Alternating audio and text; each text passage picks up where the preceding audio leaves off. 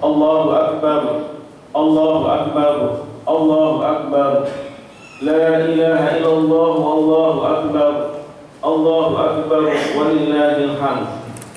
Allahu Akbar kabira, walhamdulillahi katsira, wa subhanallahi bukratan wa asila. La ilaha illallah wa la na'budu illa iyyah, mukhlisina lahu-d-din, walau karihal kafirun. La ilaha illallah wahdahu, sadaqa wa'dahu, wa nasara 'abdahu, wa 'azza jundahu wa ahzama al-ahzaba wahdahu. La ilaha illallah wallahu akbar, Allahu akbar, walillahil hamd. Alhamdulillahi hamdan kama amar, hamdan katsiran thayyiban mubarakan fi. Alhamdulillahilladzi anzala sakinata fi qulubil mu'minin liyazdadu imanan ma'a imanihim. Asyhadu an la ilaha illallahul malikul haqqul mubin, wa asyhadu anna sayyidina Muhammadan abduhu wa rasuluhu shadiqul wa'dil amin. Allahumma shalli ala sayyidina Muhammadin wa ala alihi wa sahbihi wa man tabi'ahum bi ihsanin ila yaumiddin. Amma ba'd. Ya ibadallah, usikum wa nafsi bittaqwallah. Qala Allah ta'ala, a'udzu billahi minasyaitonir rajim. Ya ayyuhalladzina amanu taqullaha haqqa tuqatih wa la tamutunna illa wa antum muslimun. Wa qala Allah ta'ala, ya ayyuhalladzina amanu taqullaha wa qulu qawlan sadida yuslih lakum a'malakum wa yaghfir lakum dhunubakum wa man yuti'illaha wa rasulahu faqad faza fawzan 'azima. Ma'asyiral muslimin, sidang salat Idul Adha rahimakumullah. Mengapa kita harus berkorban? Ini sebagai wujud rasa syukur atas nikmat besar yang Allah Subhanahu wa taala berikan untuk kita semuanya. Nikmat yang tak terhitung, nikmat yang tak terhingga, dan kita tidak mampu dan sanggup menghitung atas nikmat yang Allah berikan kepada kita. Wa in ta'uddu nikmatallah la tuhsuha. Allah SWT telah memberikan sekian banyak nikmat untuk kita. Maka sebagai wujud rasa syukur itu, maka tahun ini, hari ini kita berkorban sebagai bagian dalam rangka mewujudkan rasa syukur atas nikmat yang besar. Di samping itu juga, mengapa kita harus berkorban? Karena ini bukti ketaatan kita kepada Allah.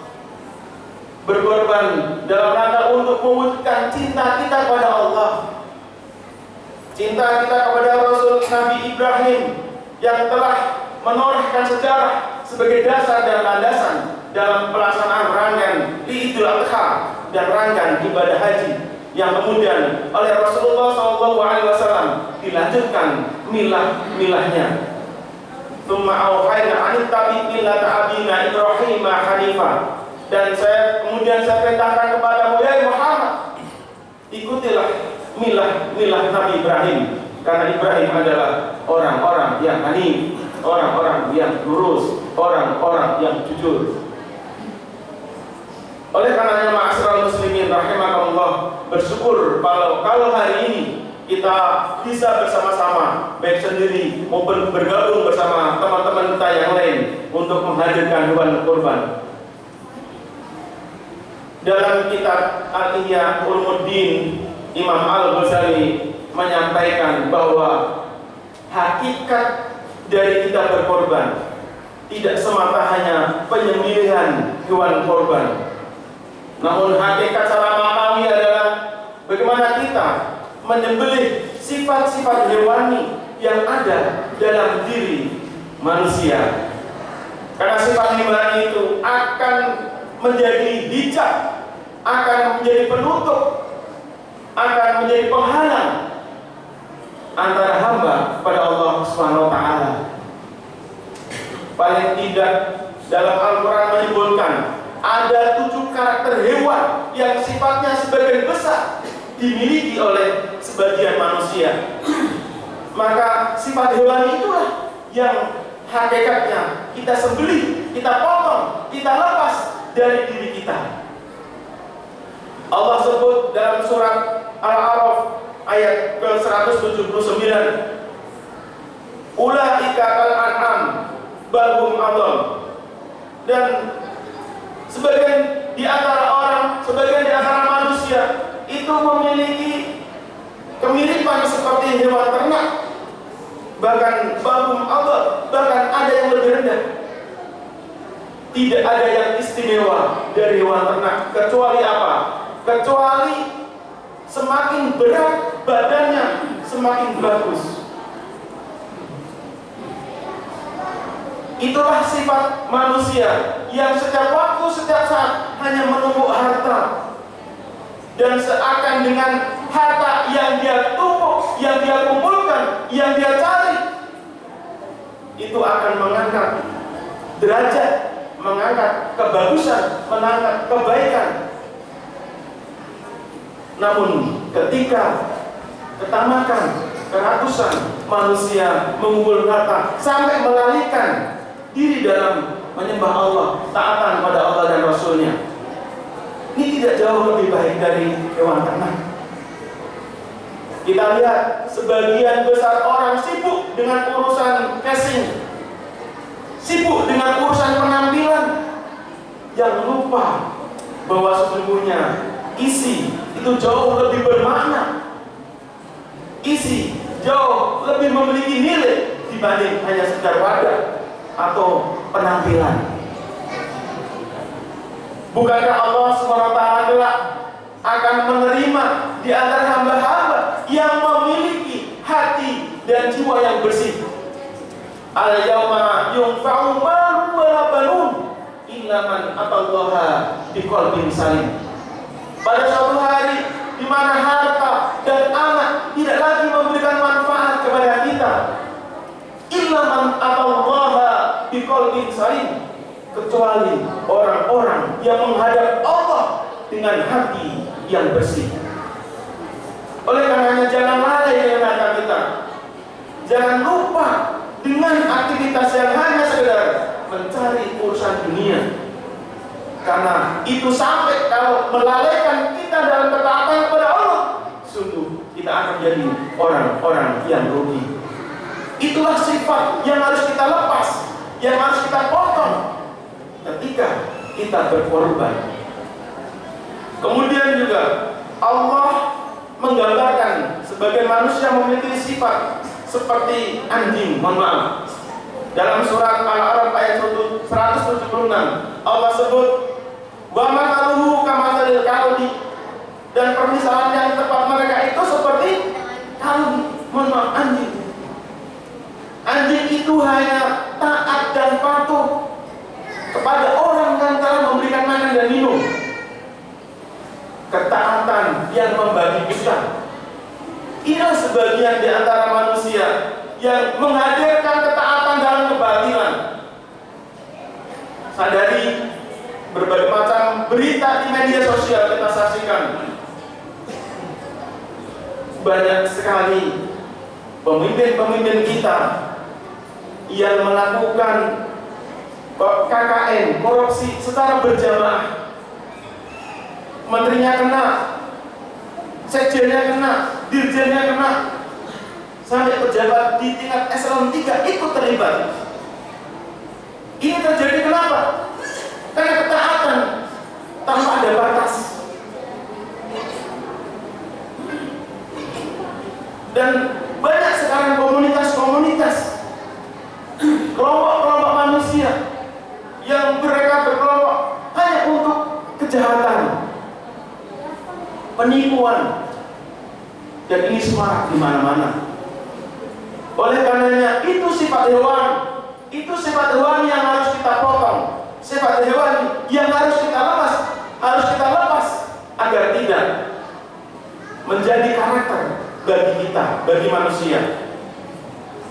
Allah juga sebut dalam surat Al-Baqarah ayat 65, kunu qiradatan khasirin. Sifat hewan yang ada pada diri sebagian orang, sebagian manusia adalah sifat rakus, tamak, dan tomak sebagaimana sifatnya kera.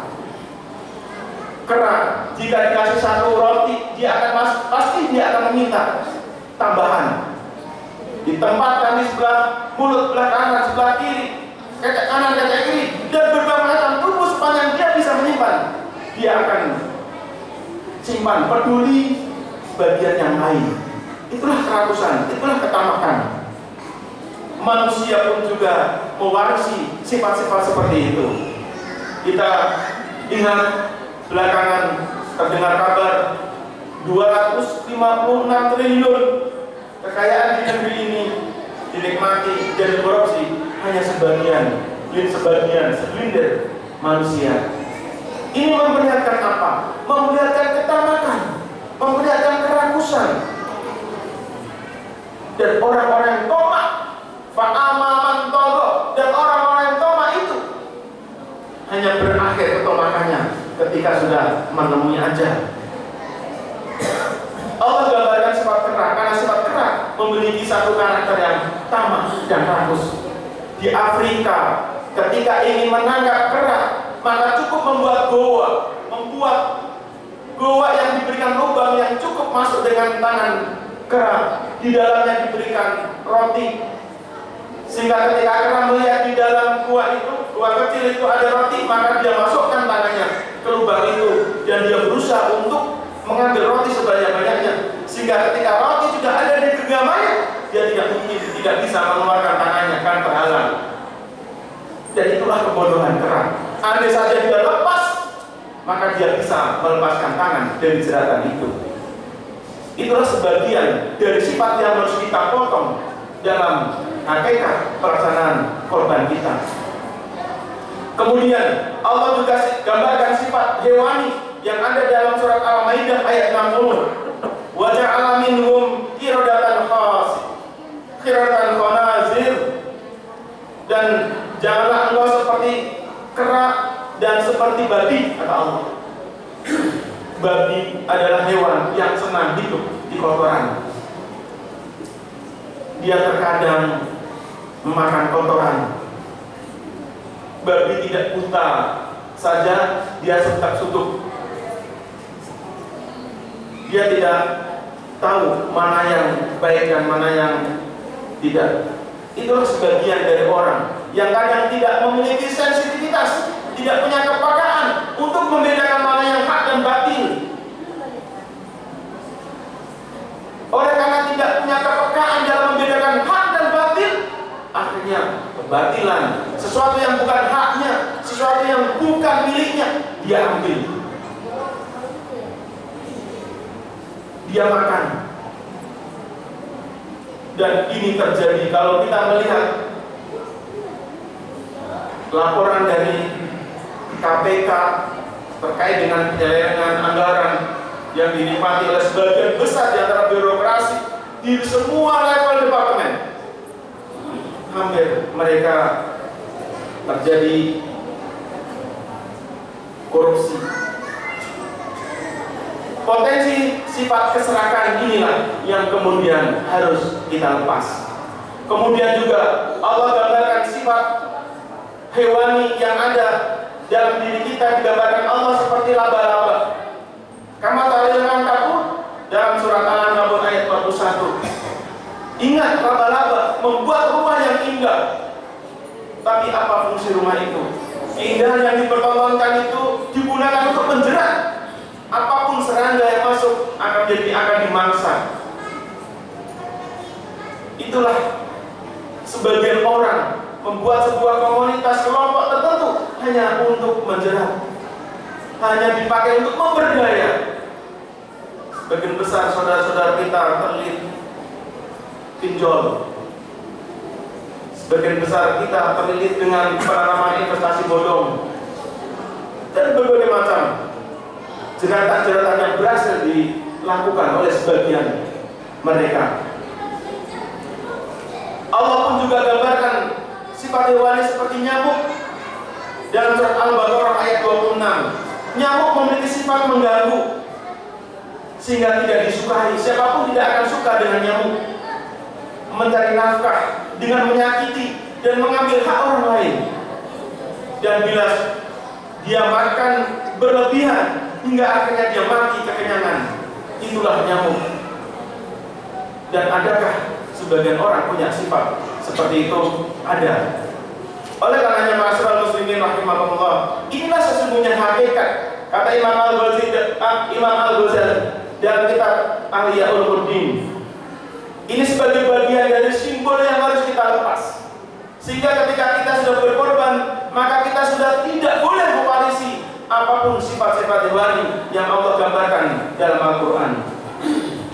Ma'asyiral muslimin, Allahu Akbar, Allahu Akbar, la ilaha illallah, Allahu Akbar, Allahu Akbar, walillahil hamd. Kemudian hakikat yang kedua, kata Imam Al-Ghazali bahwa idolalah